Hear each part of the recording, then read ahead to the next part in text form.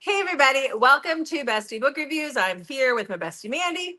And I'm here with my bestie Jessica. So it's time for us to do our June wrap up and tell you guys our top 5 books plus our top audiobook from the month of June in order from 5 to 1.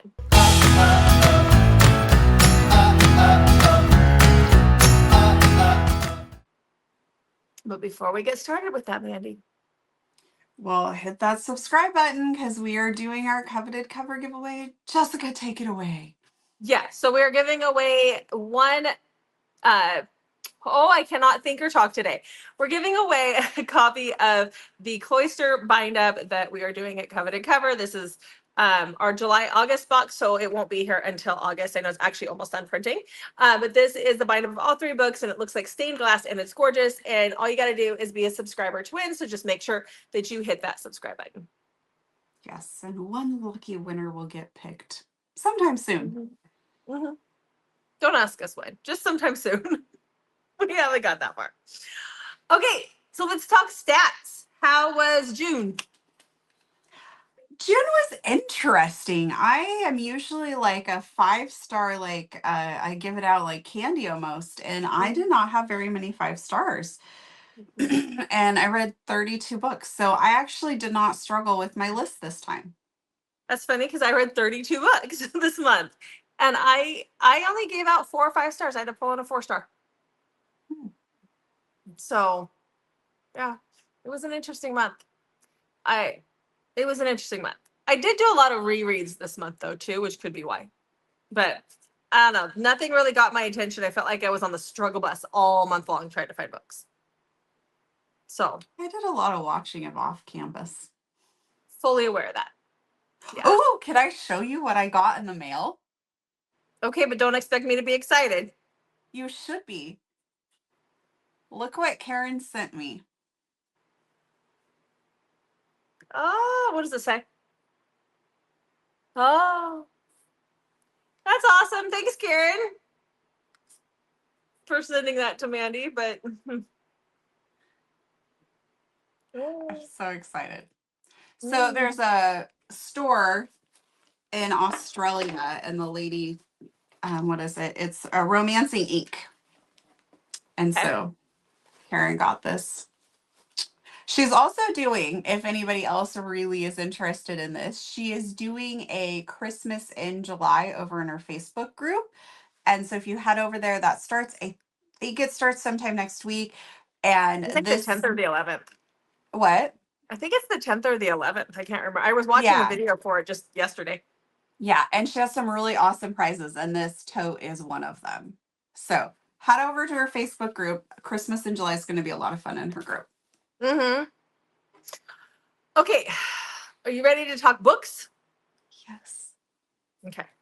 I'm not going anywhere without my tote from this point forward in my life, just an FYI. Great. It's going to be, I'm going to turn it into my purse. Okay, let's talk books. Okay.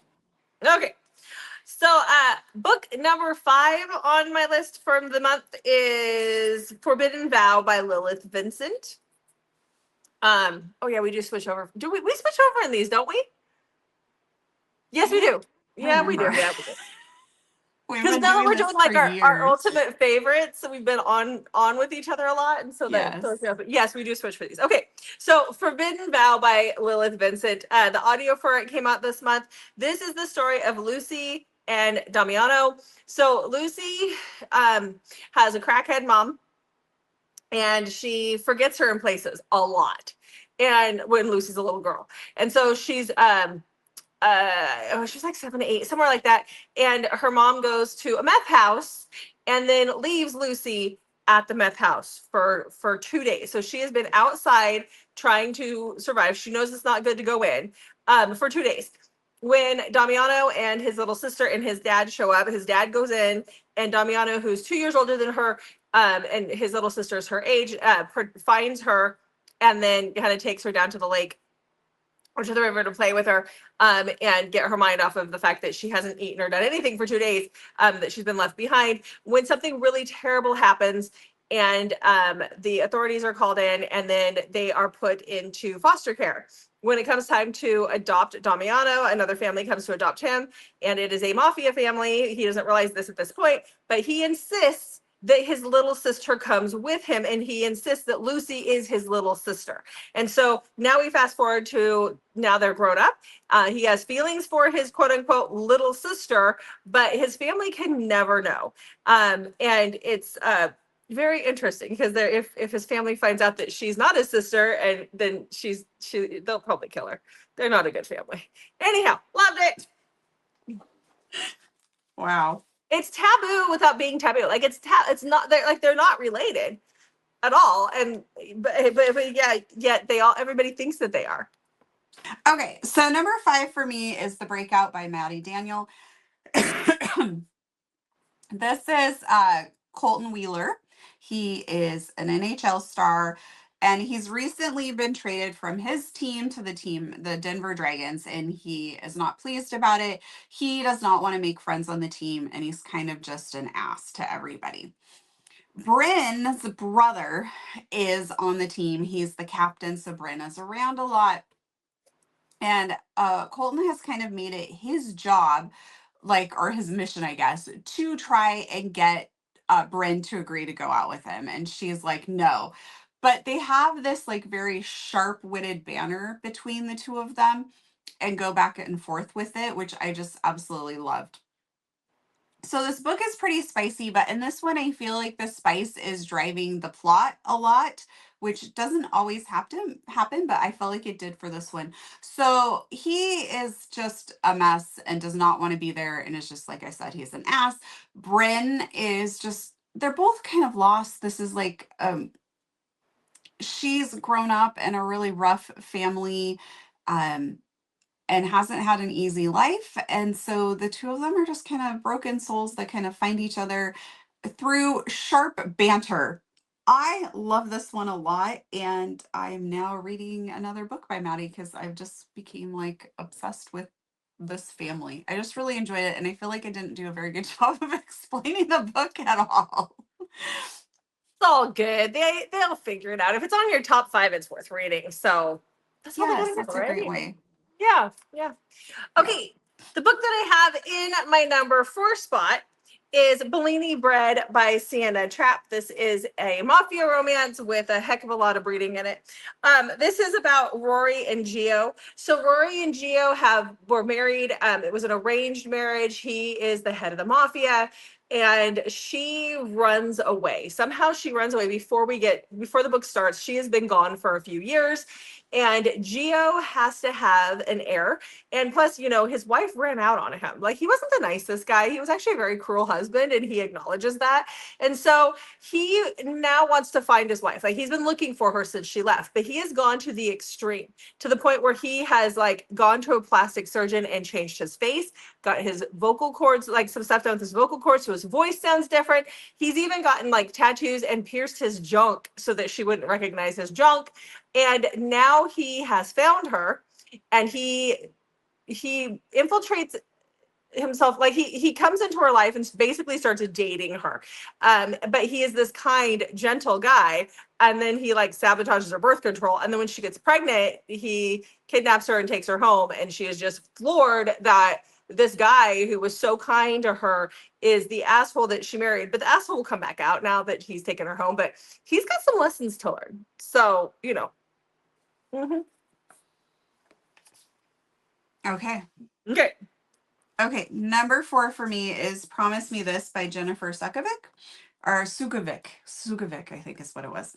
Okay, so we have Lakin. He's a single dad, and his ex's parents are threatening him and trying to get custody of his daughter. And Elodie is his daughter. Sorry, I looked at the wrong part of my notes. Sorry, Elodie is his daughter. Anyway, so we have Kia. Kia recently found out she was pregnant. She has told no one except for her sister-in-law, and she is really struggling with what to do. Her ex is being a total just ass about it and kind of threatening her and trying to force her into having an abortion. and she doesn't want to do that, but she doesn't know what to do because he just won't leave her alone. And Lakin now needs a nanny because one of the things that his ex's parents are saying is that his schedule is like so demanding and all of this, and like she isn't going to have consistency that she would have with them. And so he asks Kia to be his nanny, and then he ends up finding out about her baby. And like, I just love the not to his baby trope so much. It's just so good. Loved it. And I think I forgot to mention that he's a hockey player, which is why he has a demanding schedule. So totally love this one. Okay. All right. What? But Are you I on the just edge of feel your really seat? off my element right now for I some do reason. too. I fell off my game today, so maybe it's just because we're recording during the day and it's just, instead of in the morning, all in bulk on one day. Because I think when we record in bulk on one day, then we're able to really get into our groove.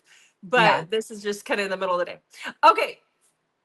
Book number 3 on my list is Leave Me Behind by K.M. Moranova. This was actually the first book in her Dark Forces series, although I felt like when you read like Your Knife, My Back, that duet, you understand more about Dark Forces than you get in this book. So I honestly would read those first so that you really understand what's going on with the Dark Forces. But Dark Forces is her dark military romance.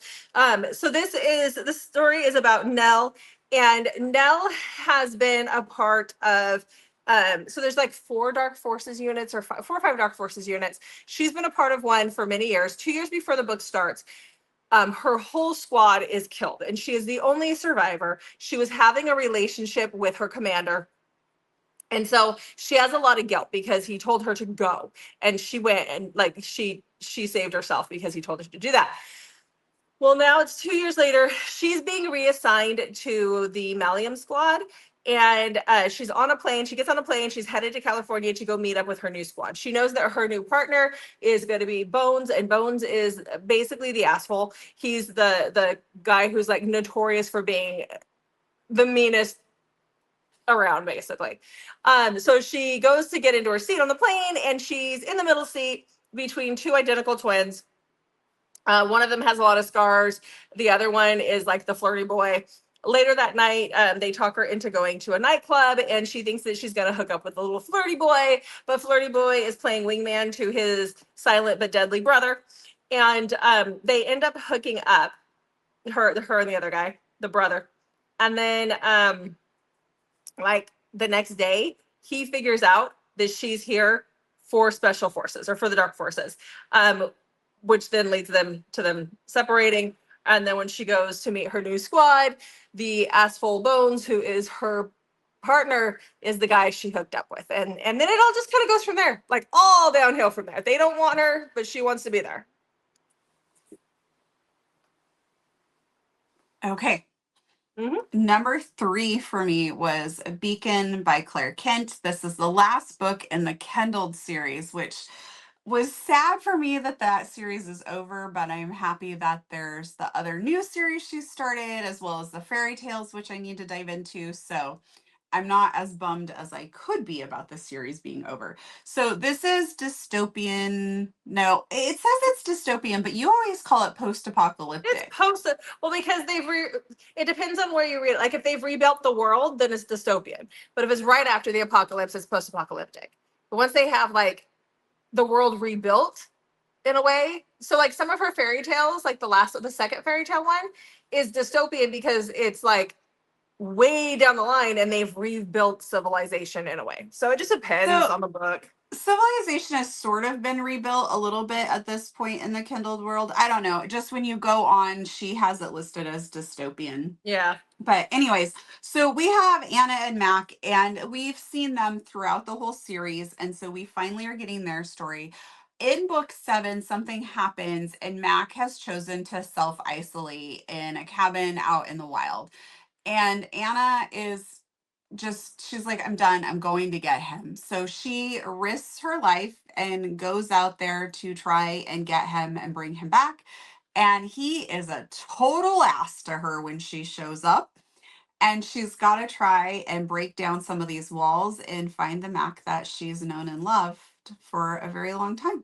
And I love this one a lot. Obviously it's in my top 3. The whole series is really good. I feel like you should read the whole series in order to just you don't have to, but But you you should. should for the best reading experience because these characters are going to mean a lot more to you. Yep, exactly. Okay, well, book number 2 for me, unfortunately, guys, it is not one that you can get yet. It comes out on August 16th, but the author sent it to me early to read, and I was really excited to see that she was writing again. She's been going through some personal things, but she is writing again, and this is called Griffin Food, and it is by L.D. Lane. This is a new addition to her Coveted Prey series. It's the longest Coveted Prey book out there. It's in the 400-page range, almost 500 pages. Totally worth it. It is this epic fantasy situation. So I'm so excited to tell you guys about it. So this is about Violet. Violet is an Omega. She is the daughter to the mean queen that we've seen in other, or not the daughter, the sister to the crazy mean queen that we've seen throughout the series. And she's still living in the palace, but she is the nerd. She wants to do research. She loves to research, like that is her thing. She's hiding the fact that she's an Omega from her sister who hates Omegas, and the sister's married to this alpha who likes to he's always wanted an Omega, and he has done things to the other sisters who are Omegas who left. Like one of them is the one that married is with the Centaur guy and whatever. But anyhow, it's not a good situation. And so she is planning her escape, and she ends up doing something a little crazy because, again, she's a nerd and she thinks that she understands how animals work because she's read the books. When she decides to take a stallion out to learn how to ride horses so that she can run off one day, and that is where she meets our 2 heroes who save her from the stallion who's gone off crazy, and she blackmails them into going on an adventure with her. She wants to find griffins. She has this obsession with griffins, and so they go on this journey that lasts a little over a year before they even find the griffins. And when they find the griffins, a whole lot of crazy happens. But in the meantime, she is going through heats, or like preheat kind of situations. These guys are both betas. She's an Omega, so it doesn't quite fit right for them. But when she'll go through these heats, she completely blacks out and doesn't remember anything. So they're traveling together for like a year. They're having sex whenever she goes through these heat cycles, and she doesn't remember it, but they do, and they are in love with her. And it is, oh, there's just so much more to the story. But oh my God, I loved it. I loved it. It was like this epic adventure romance. It was so good. And then the Griffins come in, and they got the weirdest peens ever. Okay. Corkscrew ridges, guys. Corkscrew ridges on those wieners. Yeah, you were sharing some of these little tidbits when we were gone together. It was really good. I didn't want to put it down. All I wanted to I just wanted to read that book the whole weekend, but I had to go slow because I was beta reading for her. But so good. Yeah, you totally forgot about me when we were at the lazy river. I did. I was reading.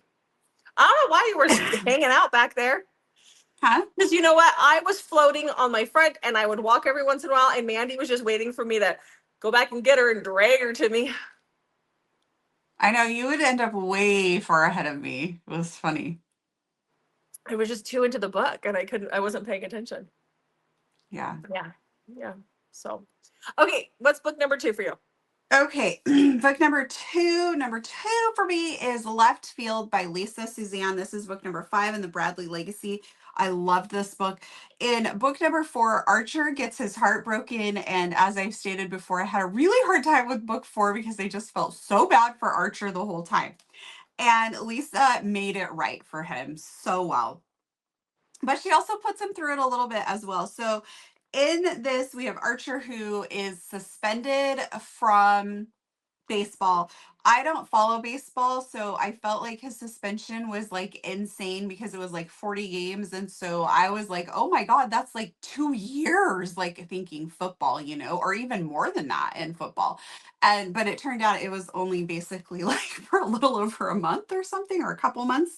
But anyway, so he goes off to the Bahamas, and he's just going to stay there for like 30 days and just be alone and recoup and just kind of get over all of his frustrations, hopefully, and like come back feeling better when he can go back and play again. And so we have Millie, who is trying to become a travel influencer, and she gets this opportunity to come stay at this resort for 30 days, and she gets to do all of these things, and she just has to post about everything. And so she's super excited to do this. She gets there. Her and Archer kind of meet, and they don't really get along because Archer is there to avoid people. Millie's there to broadcast her entire life, basically. And then Archer goes out to go to dinner at the restaurant. Millie's in line behind him to get a table. And it turns out Archer is his ex girlfriend, who's now with his brother, is there together. And so Millie kind of comes in and saves Archer from the awkwardness of the whole situation by saying that they're there together and they're dating. And we just kind of go from there. I just loved it so, so much. It was great. Okay. All right, book number 1 for me for June, which I thought I read this in May, but I read it just at the beginning of June because I got it on June 1st. So that's why. And that was Stray Omega by Mary Magdalene. Now, I know a lot of you guys have been waiting for this book. We're filming this video on June 3rd. It'll come out on the 4th of July. So happy Independence Day. It's actually July 3rd. What? You said we're filming it on June 3rd. July. Yeah, I meant July. What's because I'm talking about getting June 1st. Sorry. Yep. So it is July 3rd. Yes. But so I already saw this We wrapped morning up June real fast. We wrapped up June real fast. So I did see that a few of you guys have already started reading it this morning, which makes me really excited. But that is Stray Omega by Mary Magdalene. And this is a part of her, I can't remember, the Omegaverse series that she's doing, where they're all going to be in duet form. So there's 2 books for every couple or every group, and they're all Omegas that are going through gut-wrenching situations, and that's what this one is. So this is about Lily.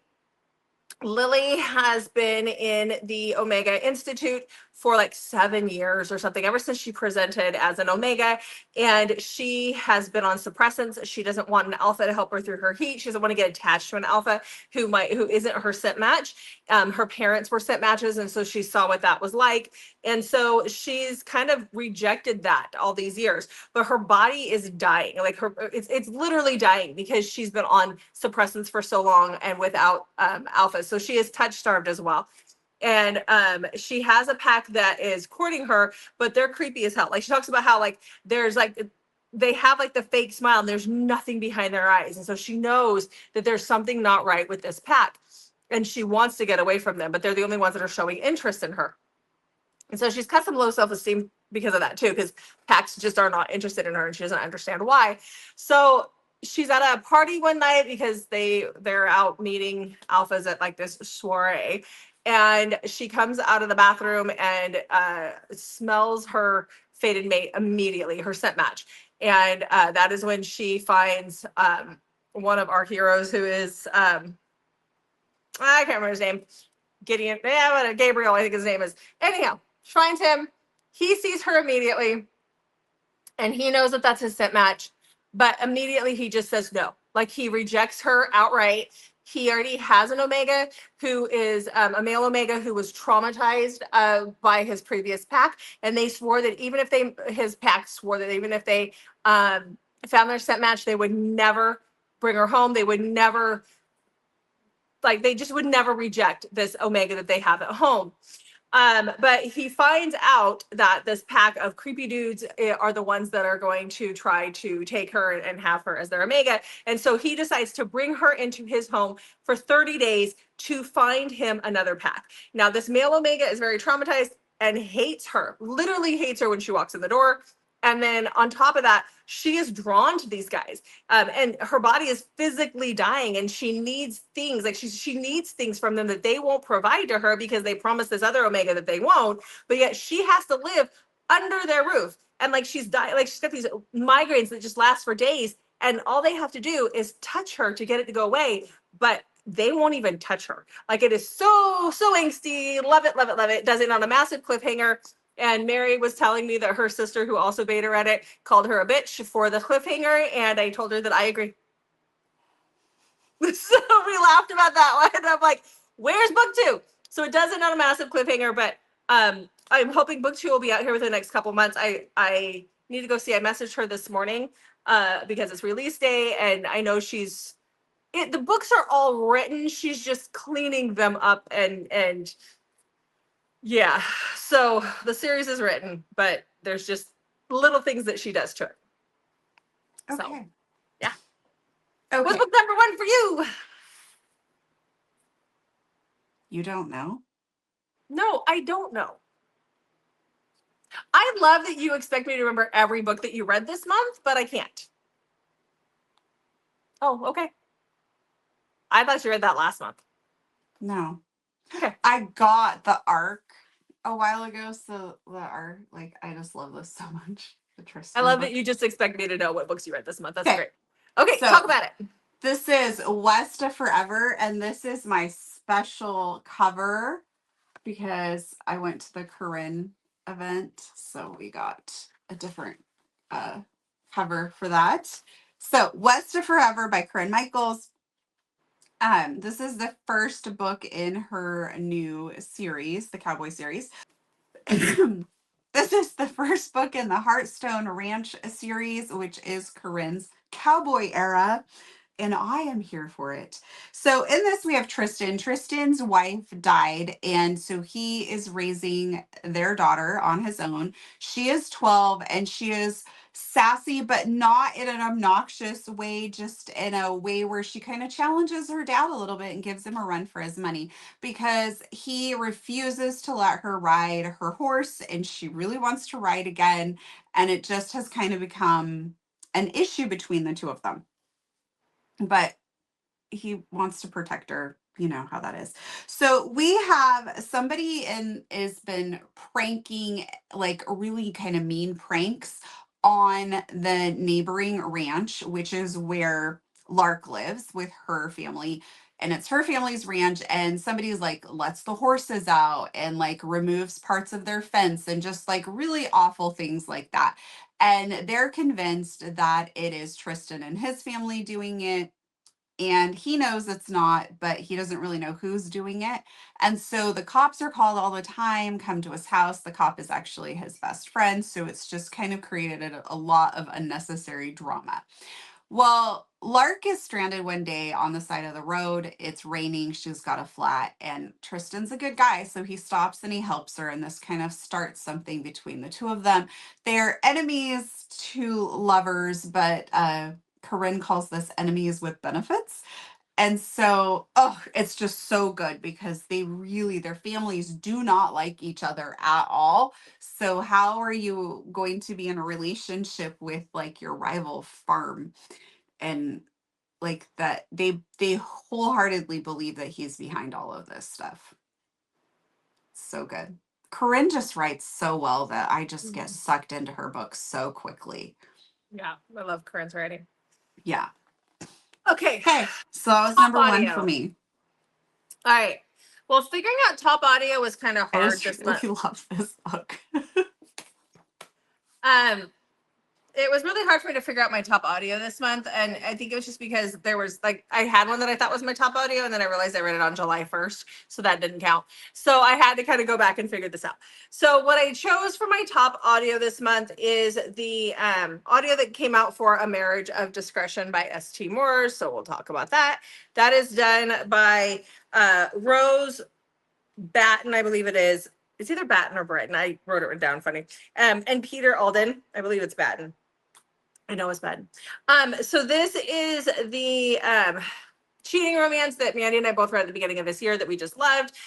This is about our heroine who is married off for like her family owns all these hotels. She's a hotel heiress. She doesn't really care about that as far as, once she gets married, her husband takes over the hotels. It's not really something that she wants to do, but our hero wants to marry her for her hotels. It's an arranged marriage for business purposes.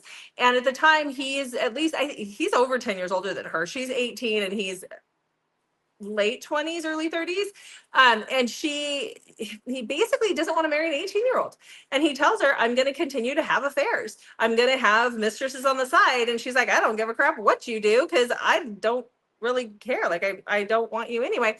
And so then he puts her out on his country estate after the wedding, and they don't consummate the marriage or anything. And he leaves her out there for like 8 months, and he only comes home to see her when he realizes that she might have a thing for one of the stable boys or one of the farmhands. And that's when he decides to take her on a trip to see his father in Greece or something. I can't remember his status. And then the book actually starts out, a year or two down the road, when they actually have a marriage, but his mistresses haven't stopped. And they're at a gala, and a woman comes up to her and basically flaunts it in her face that she's been sleeping with her husband. And it makes her world implode and crash. And then we see the repercussions of all of that. So there you go. The audio was great. Okay. Okay, what's yours? Okay. My top audio of June was Rent Free, which is on the Quinn app, and it stars Mika Abdallah and Stephen Kalin as Nora and Jack. I loved this one so much. So this is best friend's older brother. Nora comes home, finds out that her long-term boyfriend has been cheating on her. She has nowhere to go, so she calls her best friend, who is currently working and living overseas, and says, hey, go stay at my apartment, no problem at all. So she goes to her apartment to stay there and discovers that Jack is also staying there because there was like a burst pipe in his apartment or something like that. So he has been staying there. So the two of them are now cohabitating together. Jack likes to bring home a new girl every night, and Nora's not really impressed with that. And then slowly he stops bringing home girls and starts spending a lot of time with Nora. I loved it so much. So much. Thank you. Jessica Okay. has left and is not coming back. No, I love how we get to the very last one and you refuse to switch yourself over. You Every switched time. me earlier. I went to switch myself and you switched me. Probably because I was waiting for you to not switch yourself again. You get that princess treatment towards the end of the video. So, all right. Well, there you guys go. There's our top 5 of June and our top audio of June.